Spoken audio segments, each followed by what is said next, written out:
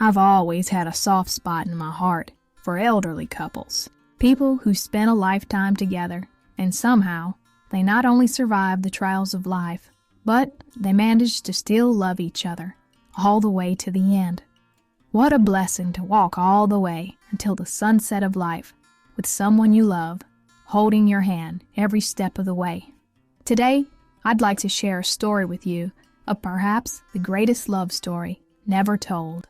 A soldier who promised he would return one day, and a nurse who promised she would wait for him. A love so strong that even the Civil War couldn't tear it apart. So with that, my friends, this is a true story I like to call Suggs Mill.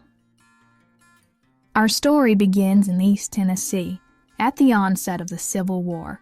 A teenage boy named Andrew Jackson Graham was living at Suggs Mill in Hawkins County with his two brothers. This was a difficult time in East Tennessee. You see, the entire area was split in their loyalty between the Confederate and the Union forces. That's right, churches were split and even families were torn apart. Now, Andrew's family was no different. Both of his brothers had signed up for the Confederate Army, and they pleaded with Andrew to do the same. Yet, Andrew was torn between his loyalty to his brothers and his belief in the Union Army cause. And so, after much soul-searching, on the morning of September 2nd, 1863, Andrew set off on foot, bound for Camp Nelson, Kentucky, to join the 1st Battalion of the Tennessee Light Artillery Union Army. Now, his brothers, they were furious when they learned of his betrayal. At first, they didn't think Andrew would get too far, since he had never traveled more than 50 miles away from his home.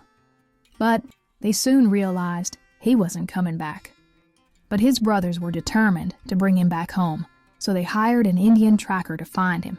Now Andrew was careful to cover his tracks as he traveled through the mountains. At night, he slept in hollowed-out logs to keep from being discovered. And by early December, he had finally reached Camp Nelson. The records show that he officially enlisted in the Union Army on December 30th, 1863. Now Andrew was at a crossroads in his life. He was just 19 years old and had volunteered to fight in the very army that his brothers were fighting against. And, as fate would have it, Andrew would never see his brothers again, nor would he ever learn of their fate for the rest of his life.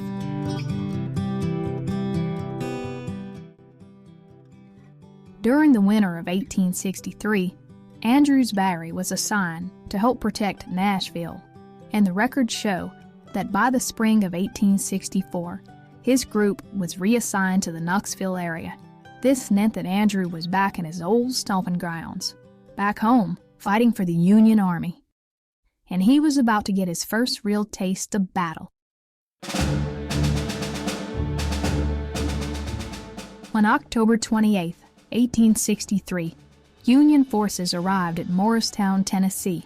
They were determined to regain control of the Bull's Gap Railroad. And Andrew was part of the artillery battery, who were the first ones to fire shots into the Confederate stronghold. A full-fledged battle ensued as the Confederate artillery returned fire. Fierce hand-to-hand combat raged throughout the day as cannonballs rained down from the sky, and by nightfall, the Union Army had defeated the Confederate forces and regained control of the railroad. It was a bloody battle. 18 Union soldiers were killed, while 304 Confederate soldiers died.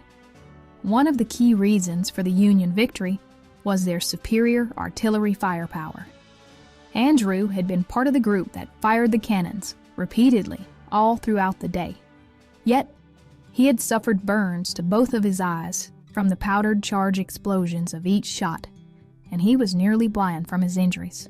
So, he was taken to a makeshift hospital that was set up at a local church named the Bethesda Presbyterian Church. There, he would remain until he regained his sight.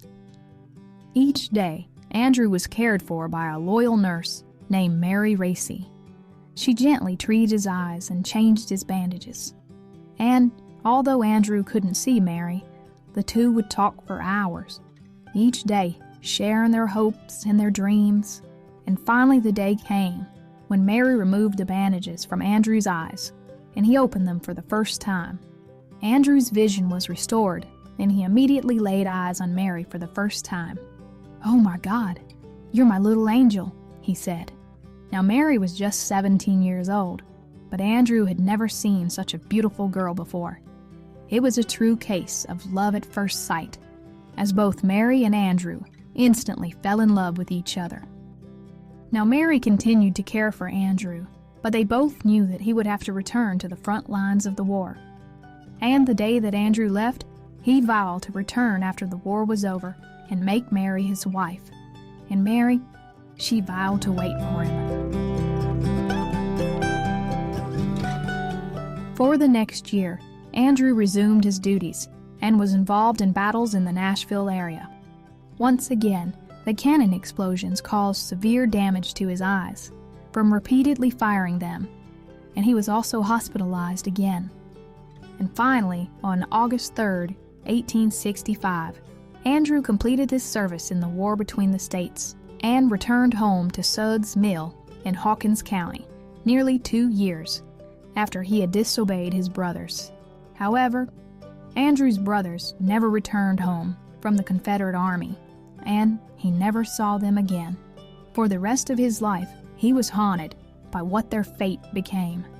But, true to his word, in 1866, Andrew returned to Mary, and he asked her to be his wife. Mary and Andrew were married, and they raised 6 children on their 100-acre farm at Suggs Mill in Hamlin County that Andrew purchased with his war pension. And by the time Andrew was in his mid-50s, he was completely blind from his war injuries.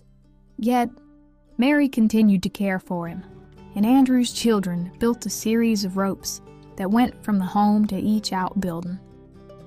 Even with this disability, their marriage was full of mutual respect and kindness and happiness. Andrew and Mary Green were married for 65 years until Andrew died in 1931. His little angel, Mary, was buried beside him 6 years later in the Dover Presbyterian Church in Morristown, Tennessee.